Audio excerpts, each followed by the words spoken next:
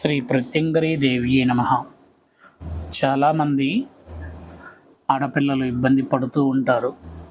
వారు రజస్వలం అయిన తర్వాత, పెద్ద మనిషి అయిన తర్వాత నెలసరి సమయంలో చాలా ఇబ్బందికి గురి అవుతూ, నెలసరి సరిగా రాక, కొంతమందికి నెలసరి అనేటటువంటిది కంటిన్యూ అవుతూ, కొంతమందికి కాకుండా ఉంటూ వారి యొక్క సమస్య చాలా ఇబ్బందికరంగా మారుతూ ఉంటుంది. కొంతమంది అయితే గ్రహ దోషాలు ఏమైనా ఉన్నాయేమో అని చెప్పి శాంతి కార్యక్రమాలు నిర్వహిస్తారు. మరికొంతమంది అయితే నెలలు సంవత్సరాలు తరబడి ట్రీట్మెంట్ తీసుకుంటూ ఉంటారు. వారికి ఎటువంటి ఫలితం అనేది అందకుండా ఉంటూ ఉంటుంది. ఇటు ట్రీట్మెంట్ తీసుకున్నా లేదు శాంతి కార్యక్రమాన్ని నిర్వహించినా వారికి ఎటువంటి పరిష్కారం అనేటటువంటిది లభించకుండా ఉంటూ ఉంటుంది. ఎందుకు వారికి అటువంటి పరిస్థితి కలుగుతుంది అనంటే, ఎప్పుడైతే వీళ్ళు రజస్వలం అయినటువంటి సమయంలో బయట సంచరించేటటువంటి రెండు శక్తులు ఉంటాయి. రజస్వలం అయినటువంటి ఆడపిల్లలకు, పెద్ద మనిషి అయినటువంటి ఆడపిల్లలు, నందిని సర్పిణి దేవతలు, ఈ రెండు దేవతల యొక్క ప్రభావం వీళ్ళకు తగలకుండా ఉండాలి అనంటే, వీరు గృహంలో కాకుండా ఇక ఇతర ప్రదేశాల్లో ఎక్కడైనా సరే రజస్వలం అయినట్లయితే, పెద్ద మనిషి అయినట్లయితే వారికి తప్పనిసరిగా ఈ శాపయోగం అనేది వర్తిస్తూ ఉంటుంది. నందిని సర్పిణి దేవతల యొక్క ప్రభావం ఎక్కువగా ఉంటుంది. ఈ నందిని సర్పిణి దేవతల యొక్క ప్రభావం వల్ల నెలసరి సమయంలో అనేకమైనటువంటి ఇబ్బందిని కల్పిస్తూ ఉంటుంది. సర్పిణీదేవి పుష్పముపై ఉన్నటువంటి సుగంధ ద్రవ్యముతో ఉన్నటువంటి మధురాన్ని ఎలా అయితే స్వీకరించి విష పదార్థాన్ని బయటికి ఎలా అయితే విడుదల చేస్తుందో, నందినీదేవి తన యొక్క సౌందర్య గుణగణాలన్నింటినీ మారుస్తూ వికారమైనటువంటి రూపాన్ని కలిగిస్తూ ఉంటారు ఆ శ్రీమూర్తులకు. నెలసరి సమయంలో ఇబ్బంది పడేటటువంటి శ్రీమూర్తులకు.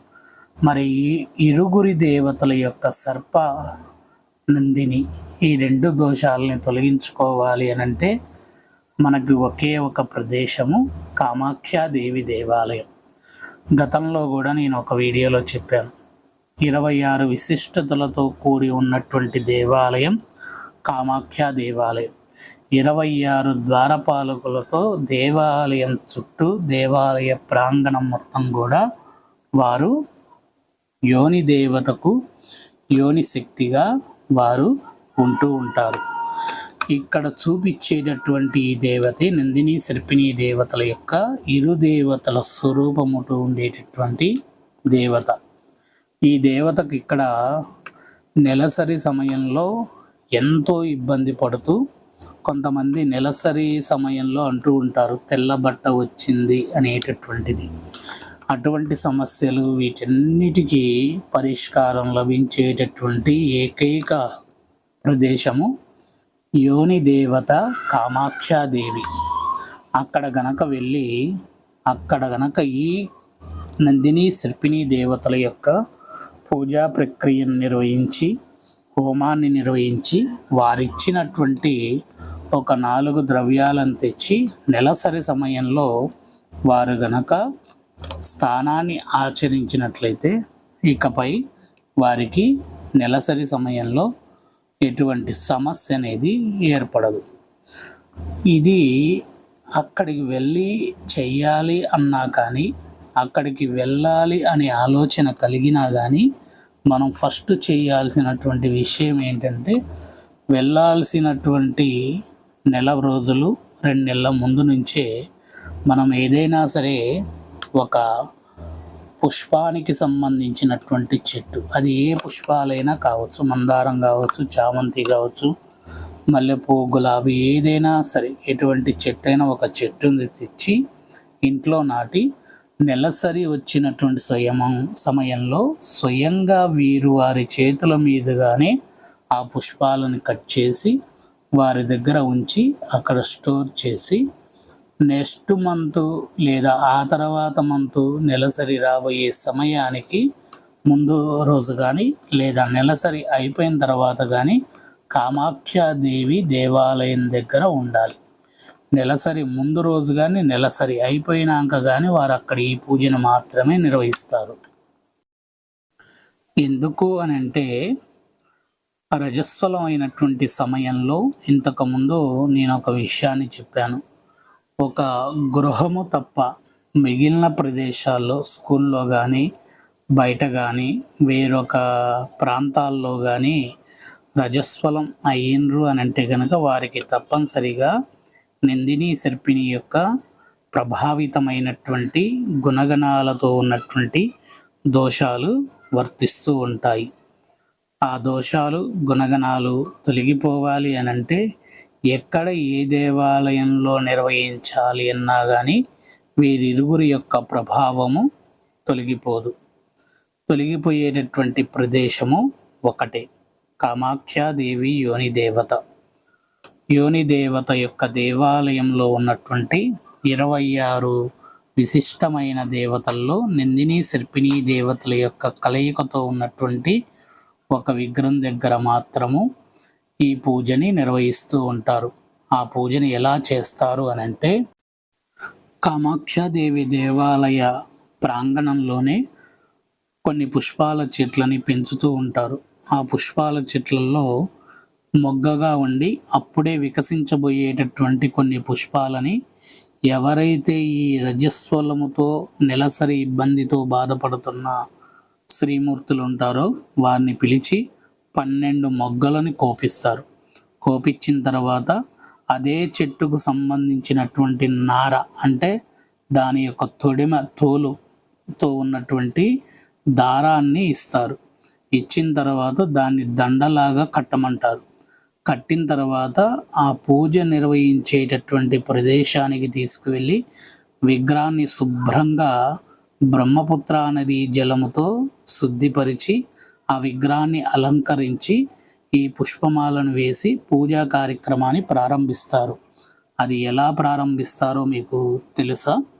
మీ సాంప్రదాయ పద్ధతిలో ఎలా అయితే మీ పాప పెద్ద మనిషి అయినప్పుడు మీరు ఒక స్థితిలో కూర్చోపెట్టడం అంటే మూలన కూర్చోపెడతారు.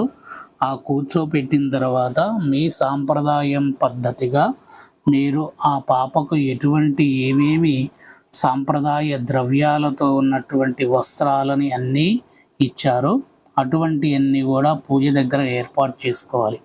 ఇక్కడ వాళ్ళ పూజ ప్రకారంగా యోని దేవత నందిని సర్పిణి దేవత పూజను నిర్వహించరు. ఇక్కడ పెద్ద మనిషి అయినప్పుడు మన పాపలను ఎలా అయితే కూర్చోపెట్టి మనం సాంప్రదాయ ప్రకారంగా మా సాంప్రదాయం అనుకొని మీరు ఎలా అయితే నిర్వహిస్తారో అప్పుడు ఏమేమి పెట్టారో అవన్నీ అక్కడ ఏర్పాటు చేసి నందిని సర్పిణి దేవతలకు ఉన్నటువంటి యోని దేవత యొక్క పూజా ప్రక్రియను నిర్వహిస్తారు. నిర్వహించిన తర్వాత అక్కడ నందిని సర్పిణి దేవతల యొక్క ఏక విగ్రహం ఏదైతే ఉందో ఆ విగ్రహం యొక్క పాదాల దగ్గర యోని ఆకారముతో ఉండేటటువంటి ఒక రూపం ఉంటుంది. అక్కడ అభిషేకింపబడుతూ ఉంటారు. అక్కడ ఏంటి అభిషేకింపబడుతారు అంటే తేనె కుంకుమ కలిపినటువంటి ఒక ద్రవాన్ని పోస్తూ ఉంటారు. ఆ పోసిన తర్వాత చక్కగా ఈ పాపను తీసుకొని వెళ్ళి బ్రహ్మపుత్ర నది తీరం వద్దకు వెళ్ళి అక్కడ స్థానానికి సిద్ధం చేపిస్తారు. ఇక్కడ ఎట్లయితే మనం కొన్ని రోజులు ఇంట్లో మూలను కూర్చోబెట్టి స్థానాన్ని ఆచరించే ప్రక్రియ ఉంటుందో అక్కడ కూడా అదే ప్రక్రియతో స్థానాన్ని ఆచరించమని చెప్తారు. మీ సాంప్రదాయం ప్రకారంగానే స్థానాన్ని ఆచరింప చేయండి అంటారు. కామాఖ్యాదేవికి అభిషేకం చేసినప్పుడు వచ్చేటటువంటి ధార బ్రహ్మపుత్ర నదిలో పడుతూ ఉంటుంది. ఆ ప్రదేశంలో స్థానాన్ని ఆచరించేటట్టుగా చేసి ఆ తర్వాత ఆ పాప చేతికి కుంకుమ తేనె కలిపినటువంటి ఒక కుండని కానీ కలశాన్ని కానీ ఇచ్చి బ్రహ్మపుత్ర నది తీరములో వదిలిస్తూ ఉంటారు. పొత్తి కడుపు దగ్గర పెట్టి ఇట్లా వదులుతూ ఉంటారు. ఆ వదిలేటప్పుడు సర్పిణీదేవి యొక్క మంత్రముతో ఉన్నటువంటి యోని దేవత యొక్క పూజను నిర్వహిస్తారు. యోని దేవత యొక్క పూజని బ్రహ్మపుత్ర నదిలో షోడశోపచార పూజల ప్రక్రియలతో ఈ పాపకు పెద్ద మనిషి అయినప్పుడు ఏ అయితే ద్రవ్యాలన్నీ పెట్టామో అటువంటి ద్రవ్యాలతో ఇక్కడ నందినీదేవికి, సర్పిణీదేవికి, యోని దేవకు ఉపయోగించి ఆ ద్రవ్యాలన్నిటిని కూడా బ్రహ్మపుత్ర నదిలో వదిలిస్తూ ఉంటారు. సర్పము ఏదైతే పుష్పాలపై ఉన్నటువంటి పరిమళ ద్రవ్యాన్ని తీసుకొని ఏదైతే విష పదార్థాన్ని బయటికి విడుస్తూ ఉంటుందో అటువంటి దోషముతో ఈ పాప ఇబ్బంది పడుతూ ఉంది. నెలసరి వచ్చినప్పుడు తన యొక్క పొత్తి కడుపు భాగం మొత్తము సర్పము ఎలా అయితే మెలేసుకొని పాము గట్టిగా పిండేస్తూ ఉంటుందో అటువంటి ప్రభావము కలిగి ఉంది పాపకి. దాన్ని తొలగించగలవు తల్లి యోని దేవత కామాఖ్యాదేవి అని అమ్మని ప్రార్థిస్తూ ఈ కార్యక్రమాన్ని నిర్వహిస్తారు. ఇటువంటి సమస్యతో బాధపడుతున్నటువంటి వారు ఒక్కసారి కామాఖ్యాదేవి దేవాలయానికి వెళ్ళి నందిని, సర్పిణీ దేవతల యొక్క పూజ హోమ విధానాలు నిర్వహించి బ్రహ్మపుత్ర నదిలో నందిని, సర్పిణీ దేవికి, యోని దేవతకు ఆ ద్రవ్యాలన్నీ వదిలేసి రండి. తప్పక పరిష్కార మార్గం కలుగుతుంది.